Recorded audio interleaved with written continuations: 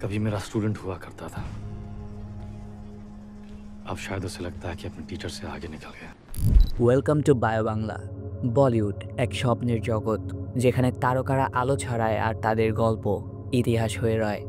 কিন্তু কিছু তারকা আছে যারা প্রতিভা দিয়ে নয়, বরং তাদের পারিবারিক নাম দিয়ে আসেন আলোচনায়। তারা নেপোকিট। কিন্তু তাদের মধ্যে এমনও নেপোকিট আছেন যাদের কাজ তাদের সমালোচনাকে ছাপিয়ে গেছে। আজ আমরা জানবো এমন 5 জন তারকার গল্প। নাম্বার 5-এ আমাদের সবার প্রিয় আছেন। এই লিস্টে কে কে আছেন জানতে দেখতে থাকুন শেষ পর্যন্ত। নাম্বার 1, আলিয়া ভাট। মহেশ ভাট এবং সোনি রাজদানের মেয়ে হিসেবে তিনি 2012 সালে স্টুডেন্ট অফ দ্য ইয়ারের মাধ্যমে বলিউডে পা রাখেন। কিন্তু অনেকেই জানেন না আলিয়া এই ফিল্মের জন্য প্রথম অডিশনে ফেল করেছিলেন। তবুও তিনি থেমে যাননি।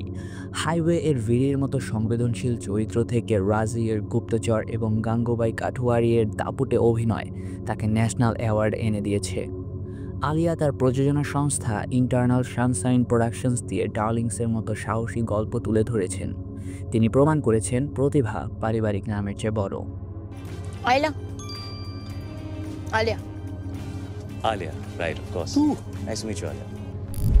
নাম্বার 2, রণবীর কাপুর।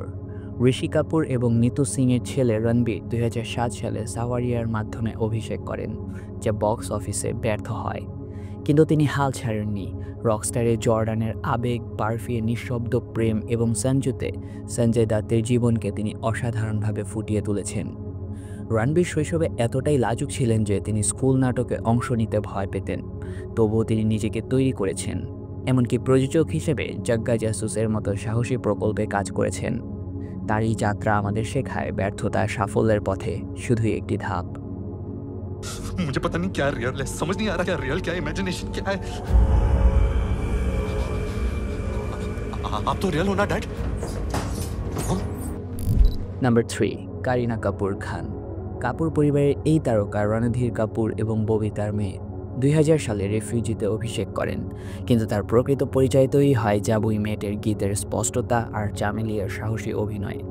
অনেকেই জানেন না কারিনা একসময় বলিউড ছেড়ে পড়াশোনায় ফিরে যাওয়ার কথা ভেবেছিলেন। এমনকি হার্ভার্ডের একটি কোর্সে ভর্তির পরিকল্পনাও করেছিলেন। কিন্তু অভিনয়ের প্রতি তার ভালোবাসা তাকে ফিরিয়ে আনে। জানি জান এর মতো ওটিটি প্রকল্পে তিনি নিজেকে নতুনভাবে উপস্থাপনা করেছেন। अब तो मेरा हाथ छोड़ दो, इतनी भी सुंदर नहीं हूँ मैं। নাম্বার 4, শাহিদ কাপুর। পঙ্কজ কাপুর এবং নীলিমা আজিমের ছেলে শাহিদ 2003 সালে ইশক ভিশকে রোমান্টিক হিরো হিসেবে শুরু করেন। কিন্তু হায়দারের ট্র্যাজিক চরিত্র আর কবির সিংয়ের জটিল প্রেমিক তাকে বলিউডের সেরা অভিনেতাদের তালিকায় নিয়ে যায়। শাহিদ ডিসলেক্সিয়ার সাথে লড়েছেন, যা তার পড়াশোনা এবং স্ক্রিপ্ট মুখস্থ করাকে চ্যালেঞ্জিং করেছিল। তবুও তিনি তার অভিনয়ের মাধ্যমে সব বাধা পেরিয়েছেন। শাহিদের নাচের প্রতি ভালোবাসা শুরু হয়েছিল শ্যাম আকদাভারের ডান্স একাডেমিতে, যেখানে তিনি একজন প্রশিক্ষকও ছিলেন। Hello. Hello. Mic testing 1 2 3. Hello. Number 5, Hrithik Roshan. Rakesh রোশনের ছেলে হিসেবে তিনি 2000 সালে কাহুনা পেয়ার হের মাধ্যমে রাতারাতি সুপারস্টার হন।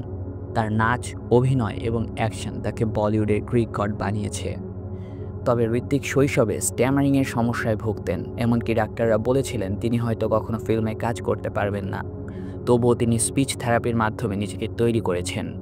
ওয়ার 2 এর মঞ্চে তিনি আবার ফিরছেন। India's best soldier, Rock best agent. কমেন্টে বলুন এদের মধ্যে কে আপনার সবচেয়ে পছন্দের এবং তাদের কোন কাজটি আপনাদের সবচেয়ে মন ছুঁয়েছে। লাইক করুন, শেয়ার করুন আর বায়ো বাংলাতে সাবস্ক্রাইব করুন আরও এমন গল্পের জন্য।